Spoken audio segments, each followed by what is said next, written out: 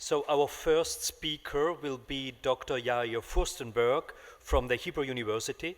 He is senior lecturer at the Department of Talmud and Halakha.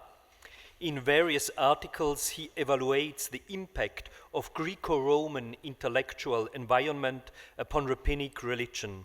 His current work investigates the role of Romanization of the shaping of rabbinical law. His recent book has the title Tahara v'Kehila be'et ha'atika, Purity and Community in Antiquity. He examines the social role of purity in both Christian and Jewish communities. And so we are just with our topic. Dr. FURSTENBERG will speak on the law of the Pharisees between the Gospels and Rabbinic tradition. We are happy to have you with us. Thanks.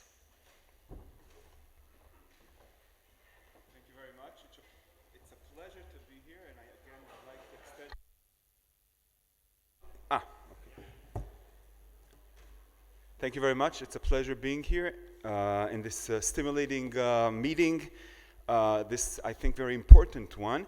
And I really thank Professor Sievers for inviting me. While the rabbis of the Mishnah do not identify themselves as Pharisees, they identify with the legal positions represented by the Pharisees against their opponents, the Sadducees or the Boethusians. Thus, more than the term Pharisees in rabbinic sources denotes a recognizable historical group, it primarily represents the one particular system of law to which the rabbis were committed.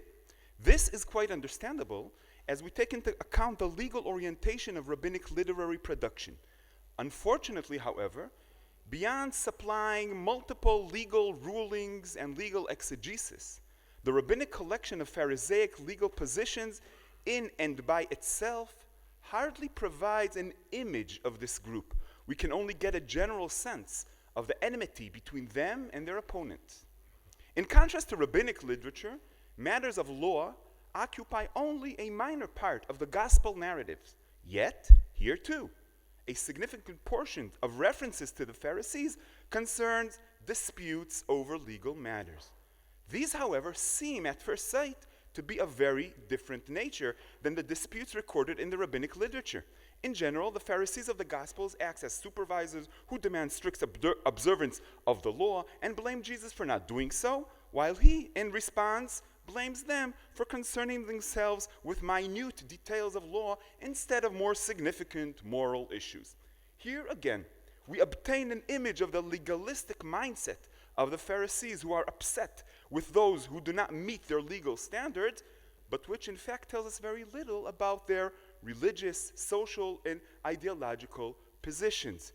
Thus, while both bodies of text include legal disputes, each of them, due to its one-sided perspective, offers only a superficial image of this historical group, its interests, policies, and ideologies. The Pharisees remain a somewhat shallow representation of law observance. This narrow image changes significantly once we integrate these two perspectives and put them into dialogue. By juxtaposing the two bodies of traditions, the rabbinic literature and the synoptic gospels, what seems to be discrete legal issues assemble into recognizable patterns that reflect the core elements that shape the identity of the Pharisees. In what follows, I would argue that a contextualized reading of the legal disputes with the Pharisees reveals not so much their mere concern for the level of law observance, since their own standards were relatively low, as we will see. Rather, they promote a particular form of law observance that fit their religious and social ideology. We will see that in his complaints against the Pharisees, Jesus was in fact quoting or building upon familiar arguments against the lenient and compromising Pharisaic law that attempted to gain popular acceptance.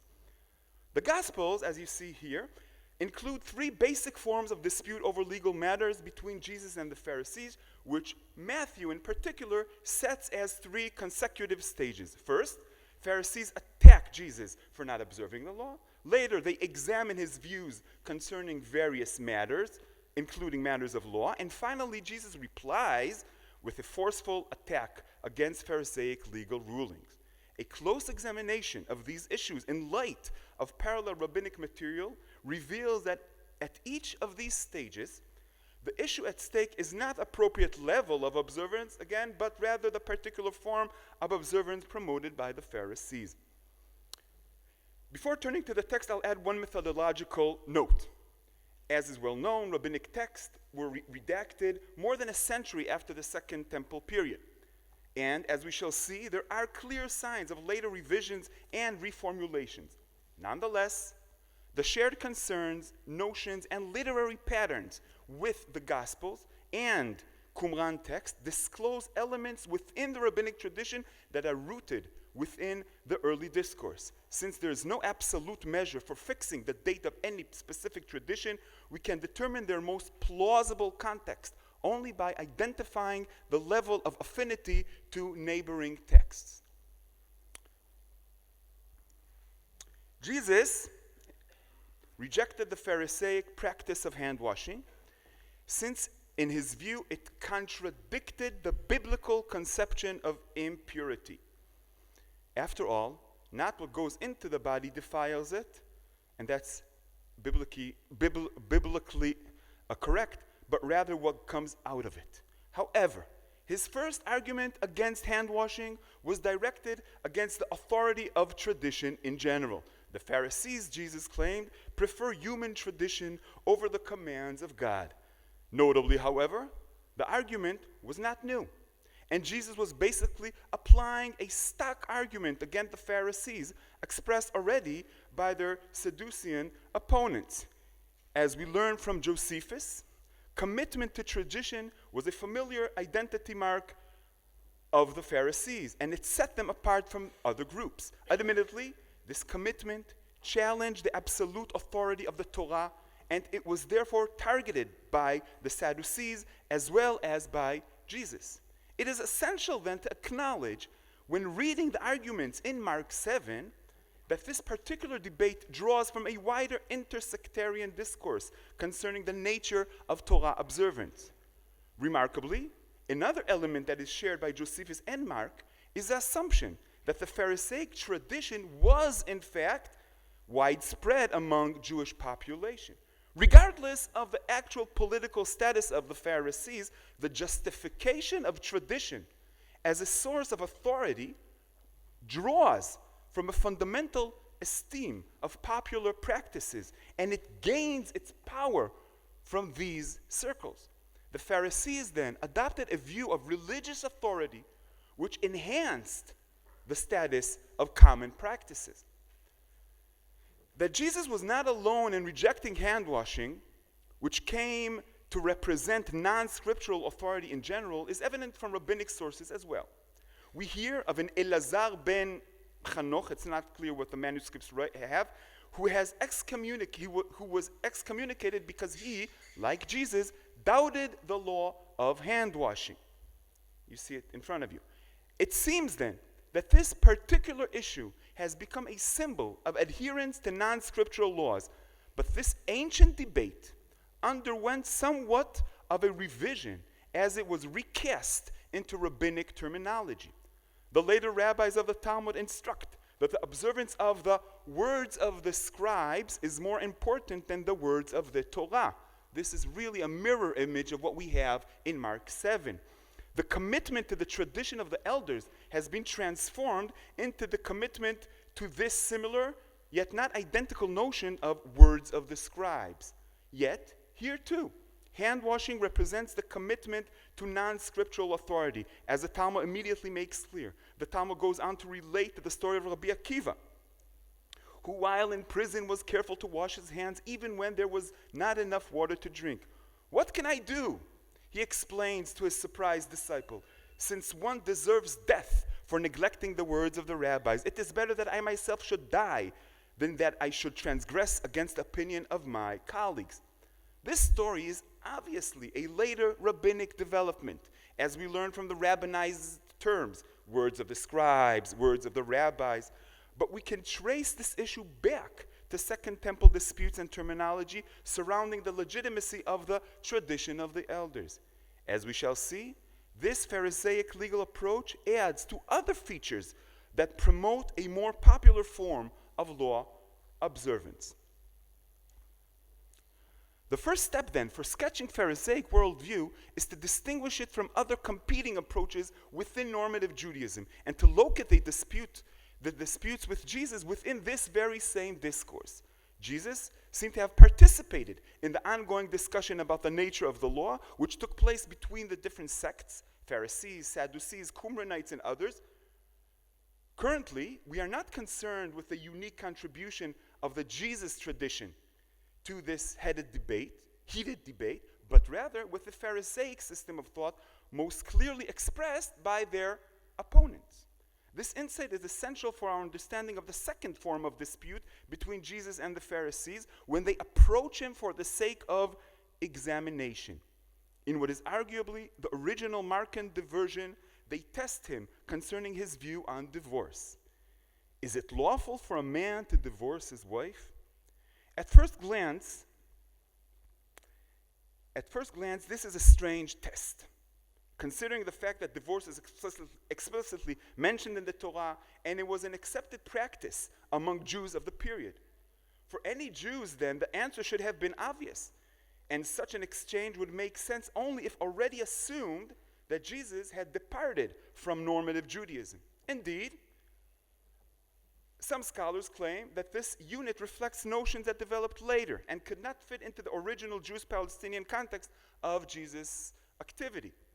The picture, however, changes significantly once we acknowledge the possibility that divorce was indeed a contended issue within Palestinian Judaism. Within this environment, this test was intended to position Jesus within the current debate and, I would add, to associate him with the heretical views of some sectarian groups.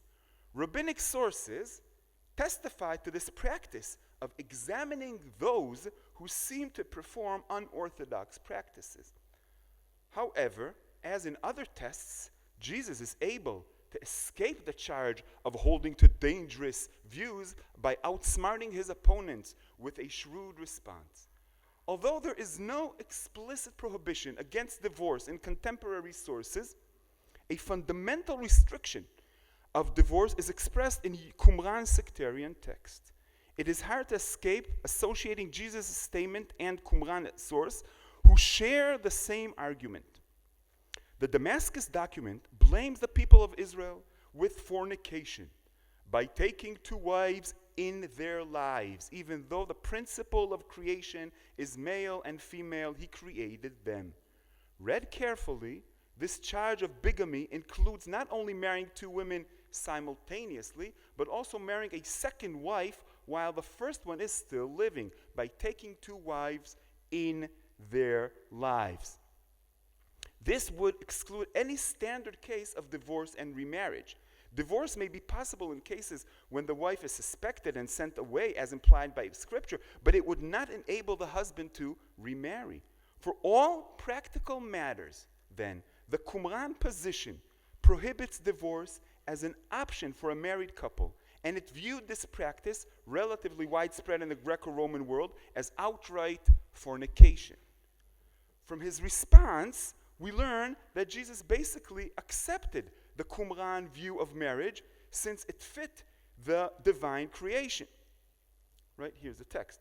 However, instead of attempting to define the specific cases that divorce is permitted according to the law of Moses, as Qumran sectarian, as well as Matthew would have done, he characteristically distinguishes between two standards.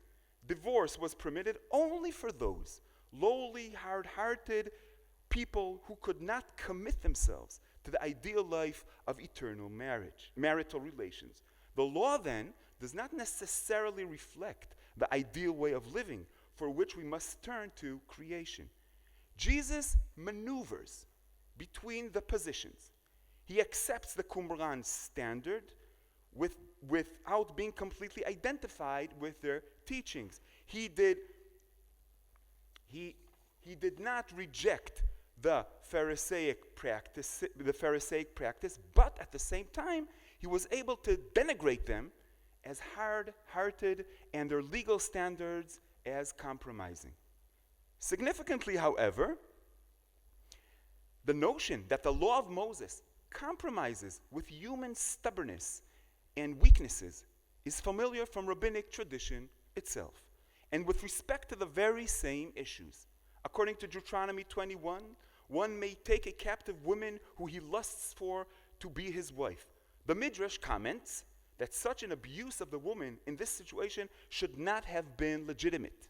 However, Scripture spoke against the evil inclination. In other words, the Torah is well aware of the nature of the people, and that in the absence of a set protocol for taking the captive woman, the alternative would have been uncontrolled rape.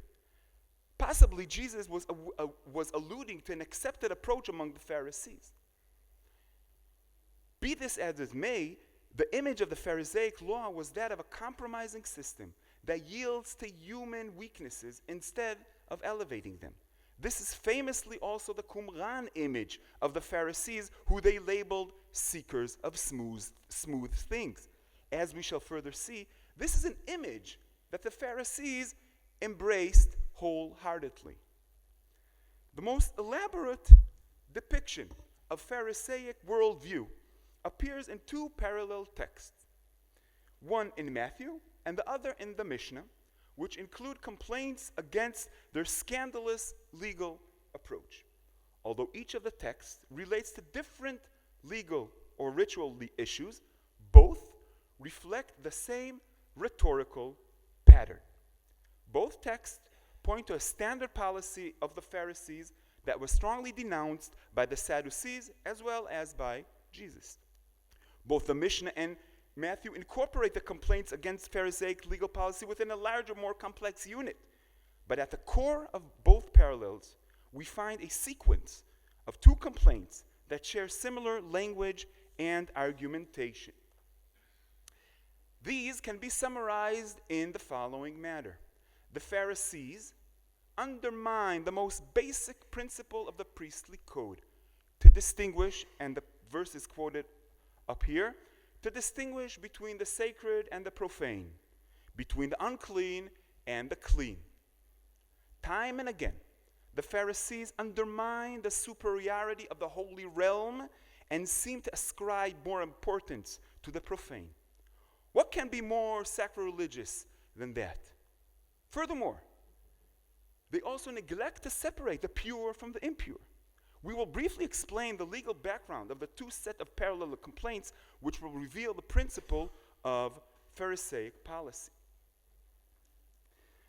The first woe of Jesus that targets Pharisaic legal rulings was generally misunderstood by commentators who thought Jesus was denouncing the hair-splitting distinction made by the Pharisees. In fact, he points to one particular logical failure.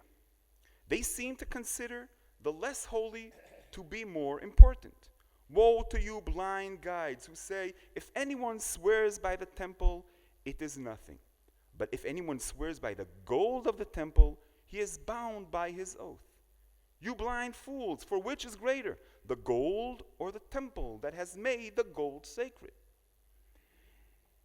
If an oath has binding power by evoking the holy, then the holier the thing is, and the more it represents God himself, who is called to testify to the truth of the statement, we would expect the statement to be more binding.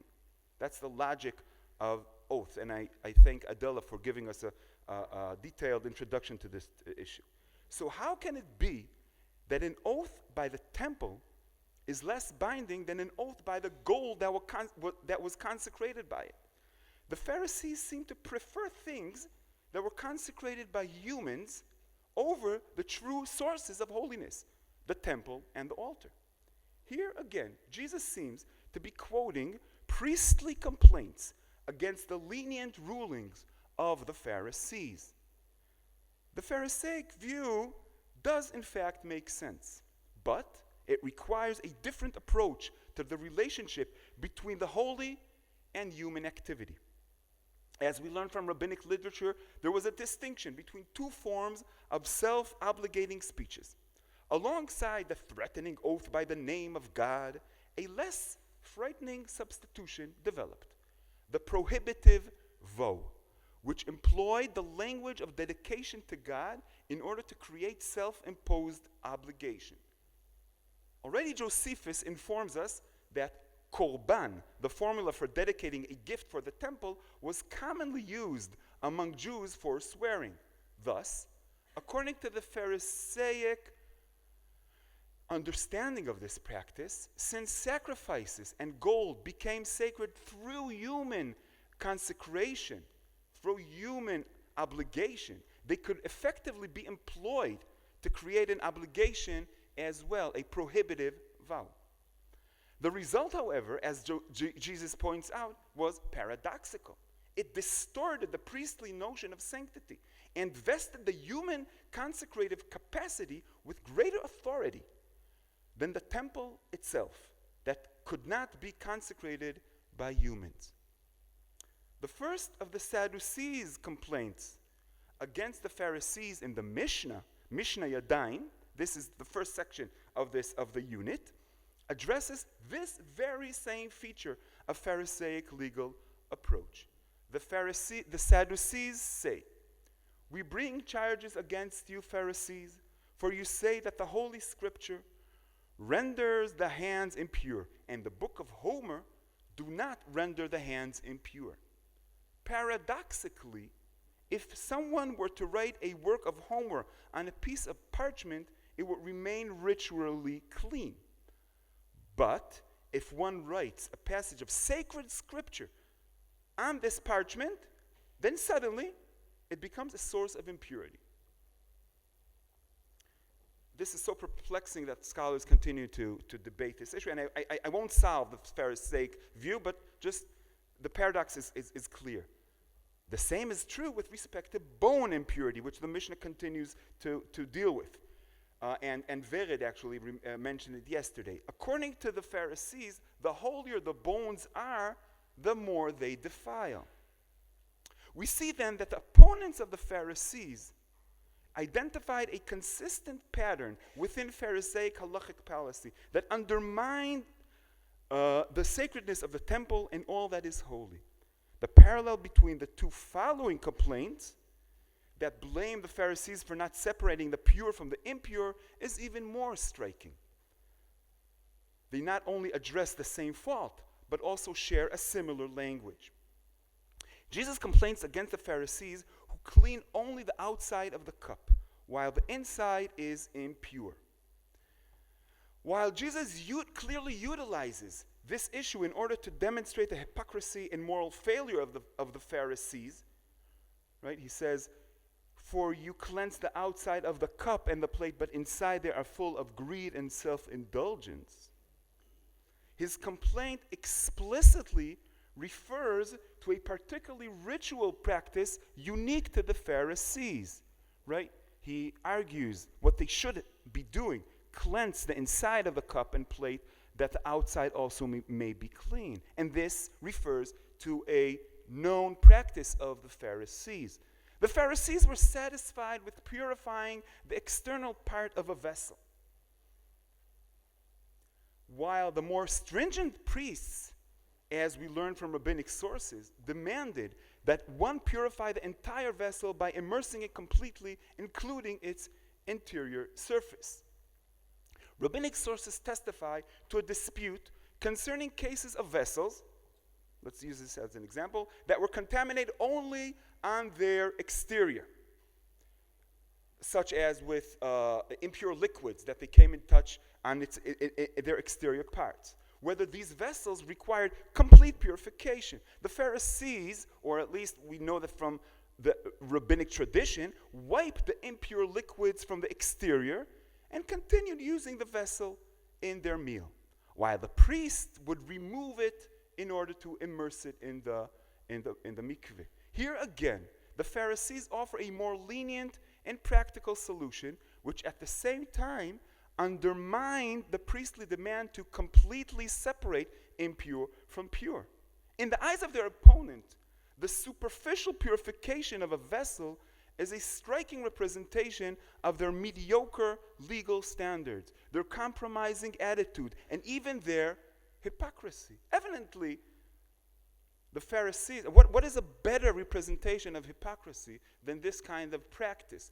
This that assumes that we can purify this part without dealing with the thing as a whole. Evidently, the Pharisees do not really take seriously the purity practices they themselves promote. The Pharisees, however, were consistent, as we learn from the second complaint of the Sadducees against them. We bring charges against you, Pharisees, for you purify. And notice, this is parallel to Jesus. Woe to you, Pharisees, for you purify. So also here in Hebrew, we bring charge,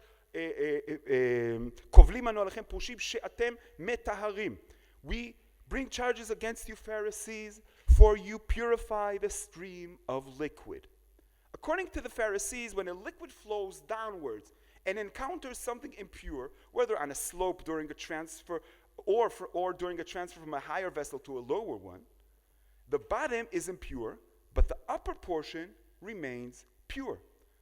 The reason for the Sadducees' objection is made explicit in 4QMMT on the bottom of the slide. And also that liquid stream cannot separate impure from pure, because the liquid of the stream and their vessels is alike. It's the same liquid. In other words, the entire system is considered a single unit, and it is therefore must be deemed impure in its entirety. It cannot be broken down into parts. We see then that in their parallel statements, the Sadducees and Jesus were attacking the very same strategy of the Pharisees. In order to facilitate the observance of purity within an impure environment, they artificially divided foodstuff and vessels into separate parts. A downward flowing stream of liquid could be impure at the bottom, yet still be pure at the top. A vessel could be impure in the outside, while the food is held inside would stay pure.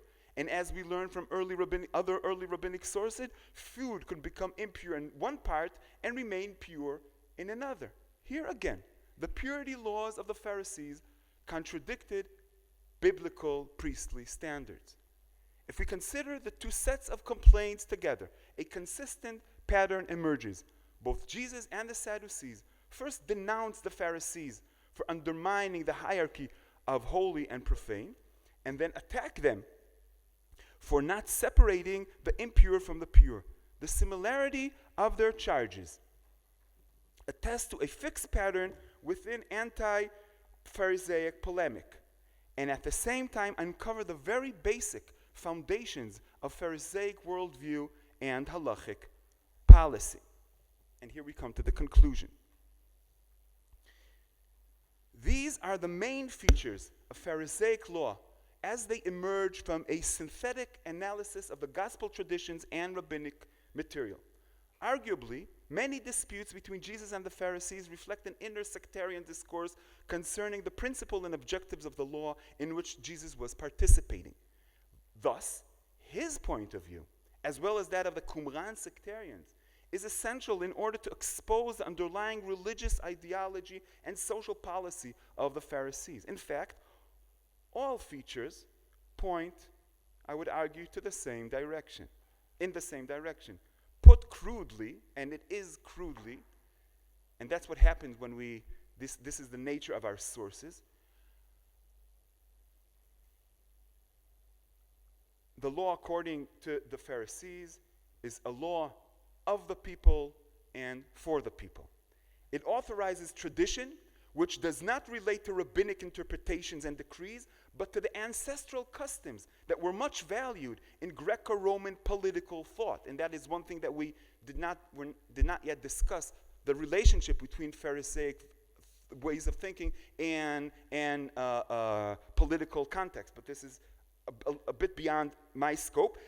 But I'll just give one quote. Note, for example, Plato's statement in the 7th book of his laws.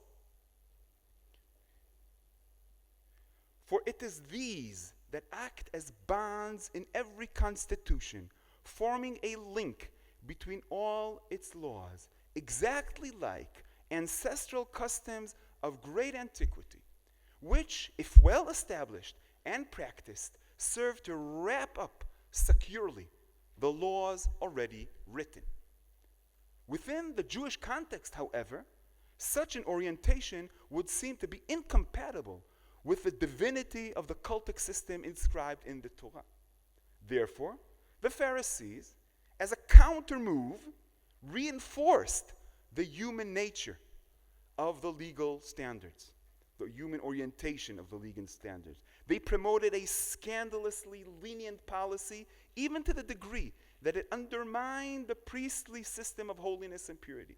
The Pharisees endeavored to restrict the excessive status of the priest and the temple, while simultaneously making room for an alternative, non-priestly purity observance, a purity that could be maintained on a more popular level.